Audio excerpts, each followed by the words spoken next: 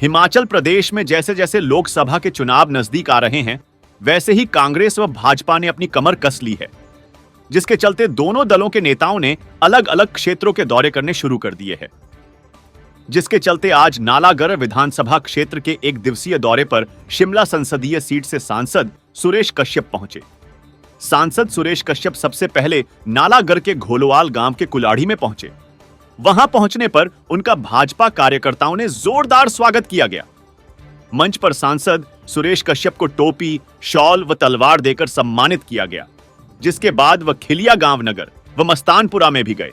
नालागढ़ क्षेत्र के लोगों ने सांसद सुरेश कश्यप के समक्ष अपनी मांगे रखी। उन्होंने सभी मांगों को जल्द पूरा करने का आश्वासन दिया।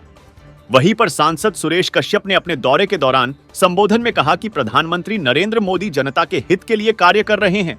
उन्होंने प्रधानमंत्री द्वारा चलाई गई अनेक योजनाओं के बारे में लोगों को जागरूक किया। उन्होंने लोगों से अपील की कि फिर से आप नरेंद्र मोदी को प्रधानमंत्री बनाएं ताकि देश का विकास हो सके। वहीं पर सांसद सुरेश कश्यप कांग्रेस पर भी जमकर बरसे। उन्होंने कहा कि प्रदेश की कांग्रेस सरकार का 13 महीने का कार्यकाल निराशाजनक रहा। उन्होंने कहा कि कांग्रेस सरकार द्वारा चुनाव में दी गई 10 गारंटियों में से कोई भी गारंटी पूरी नहीं कर पाई और जनता कांग्रेस सरकार से परेशान हो चुकी है। जनता एक बार फिर नरेंद्र मोदी को प्रधानमंत्री बनाना चाहती है। आज नालागढ़ विधानसभा क्षेत्र में विभिन्न पंचायतों के कार्यक्रम हैं और साथ ही साथ एक मेला भी है जो कि ग्राम पंचायत कृपालपुर में है और उस मेले में भी जाना है। तो आज इस विधानसभा क्षेत्र का पूरे दिन भर का प्रवास है और जिस प्रकार से पिछले 9.5 सालों में नरेंद्र मोदी जी के प्रयासों से और माननीय मोदी जी के नेतृत्व में पूरे देश भर में विकास हुआ है, जो विकास की योजना है उनको जन जन तक पहुंचाना और जो लोग अभी इन योजनाओं से लाभान्वित हैं, साथ ही साथ जो लोग अभी भी इन योजनाओं से वंचित हैं उनको भी जानकारी देना कि जो केंद्र सरकार की योजनाओं का लाभ उठा सके। तो आज का दौरा, आज 4 पंचायतों में हमारे कार्यक्रम और 5वां मेले का कार्यक्रम है और हमारा ये प्रयास है कि जो यहाँ विभिन्न पंचायतों के माध्यम से जो मांगें आ रही हैं उनके लिए बजट की व्यवस्था करना ताकि इन समस्याओं को दूर किया जा सके।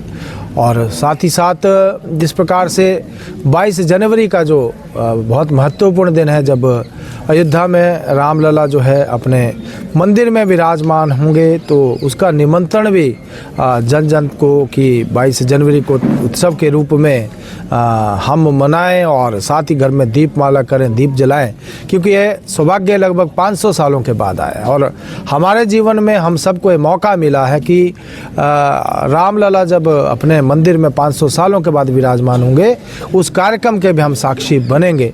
तो हमने ये भी सभी जनता से आग्रह किया कि उस दिन जो लाइव कार्यक्रम दिखाया जाएगा प्राण प्रतिष्ठा का, और उसको लेकर जो है सभी लोग जो है उत्सुकता के साथ जहां इसका इंतज़ार कर रहे हैं, एक महोत्सव के रूप में, एक त्यौहार के रूप में और हर्षोल्लास के रूप में, एक दीपावली के रूप में इसको फिर से हम मनाएंगे, ऐसा जनता से आग्रह किया है। जहाँ तक लोकसभा चुनाव की बात है, हम जानते हैं कि केंद्र सरकार ने जिस प्रकार से पिछले 9.5 सालों में जो काम किए हैं और आज जन जन तक उसका फ़ायदा मिल रहा है।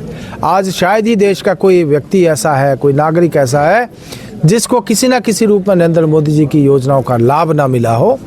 आज पूरे देश की जनता, प्रदेश की जनता इस बात को कहती है और अनुभव करती है कि नरेंद्र मोदी जी के नेतृत्व में आज जहां देश आगे बढ़ा है, देश मजबूत हुआ है, आने वाले समय में भी नरेंद्र मोदी की आवश्यकता इस देश को है।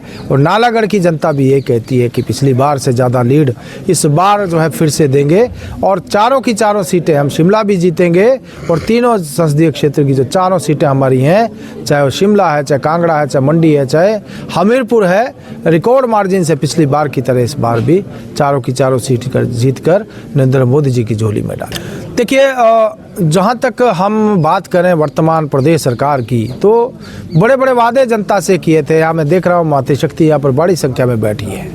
महिलाओं को 1500 की बात हुई थी, युवाओं को 5 लाख रोजगार की बात हुई थी, किसानों को गोबर और दूध खरीदने की बात कही गई थी, बागवानों को सेब के मूल्य स्वयं तय करने की बात रखी गई थी, बिजली 300 यूनिट देने की बात हुई थी। लेकिन मिला क्या? मिला तो हमको संस्थान बंद कर दिए, मिला तो हमको वैट बढ़ाकर महंगाई बढ़ा दी, और जो वादे इन्होंने किए थे वो सारे के सारे वादों के ऊपर सरकार जो है पूर्ण रूप से फेल हो गई है। कर्मचारियों का वायदा हो या माताओं बहनों का वायदा हो, चाहे बागवानों का वायदा हो, चाहे किसानों का वायदा है, चाहे युवाओं का वायदा है, सभी वायदों के ऊपर फेल हुई और कर्ज के ऊपर कर्ज, कर्ज के ऊपर कर्ज लेकर जो है जनता के ऊपर बोझ बढ़ाने का सरकार काम कर रही है।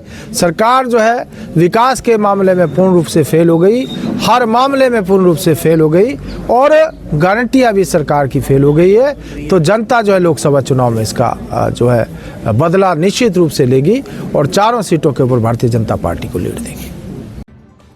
हिमाचल प्लस न्यूज के लिए नालागढ़ से सुरेंद्र सिंह की रिपोर्ट।